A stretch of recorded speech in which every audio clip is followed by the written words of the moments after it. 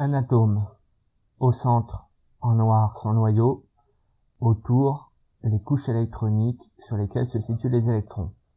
Vous connaissez la couche K, qui possède au maximum 2 électrons, la couche L, qui en possède au maximum 8, et la couche M, qui en possède au maximum 18. Il y en a d'autres derrière. Prenons la couche électronique K. Cette couche a un niveau énergétique E1, qui est différent du niveau énergétique de la couche L, qui lui sera noté E2. Imaginons un électron qui se situerait initialement sur la couche électronique K, donc qui posséderait une énergie E1. Cet électron peut éventuellement passer sur une couche d'énergie supérieure si on lui amène suffisamment d'énergie pour le faire. Cet apport d'énergie peut se faire sous la forme électromagnétique, donc de lumière, à l'aide d'un photon, ou sous la forme de chaleur. Imaginons l'arrivée d'un photon qui vient exciter l'électron qui se situe ici sur la couche E1. Cet électron va pouvoir faire ce qu'on appelle une transition électronique et passer, si l'énergie apportée par le photon est suffisante, au niveau de la couche L d'énergie E2. Dans ce cas, il faut que l'énergie du photon soit égale à E photon égale exactement la différence d'énergie entre la couche L et la couche K, c'est-à-dire E2 moins E1. En 1914, Louis de Broglie a montré également que l'énergie du photon était reliée à sa longueur d'onde. Par la relation de Louis de Broglie, E égale hc sur lambda. Alors, h, c'est la constante de Planck, c, c'est la vitesse de la lumière dans le vide, et lambda, la longueur d'onde du photon. Attention, pour que la relation soit homogène, il faut que l'énergie soit en joules,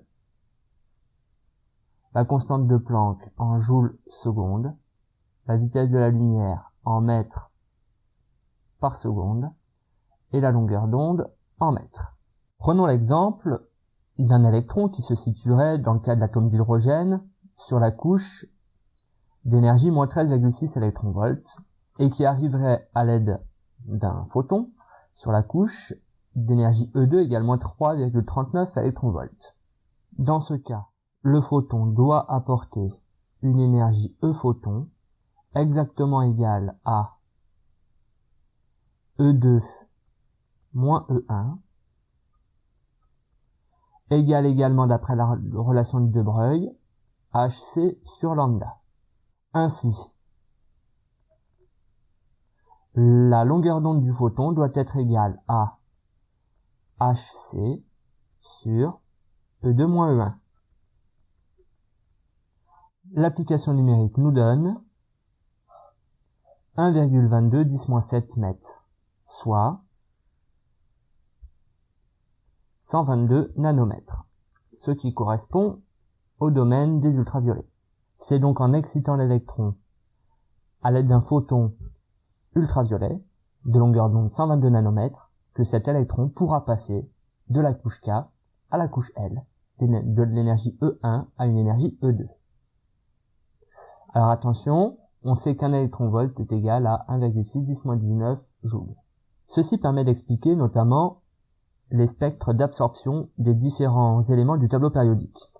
Si on prend l'exemple du spectre d'absorption de l'hydrogène, on se rend compte que ce spectre est parcouru par un certain nombre de raies noires, et à chaque raie correspond une longueur d'onde particulière. Si on prend la longueur d'onde 486,1 nanomètres, cela signifie que un électron est passé d'une couche de niveau inférieur à une couche de niveau supérieur, telle que la différence d'énergie entre ces deux couches est égale à delta E égale hc sur lambda, h fois c sur lambda en mètres, égale 4,09 10-19 joules, soit en électronvolts 2,56 électronvolts. C'est un photon d'énergie 2,56 électronvolts et de longueur d'onde 486,1 nanomètres qui est venu frapper un électron pour le faire passer d'une couche de faible énergie vers une couche de plus haute énergie.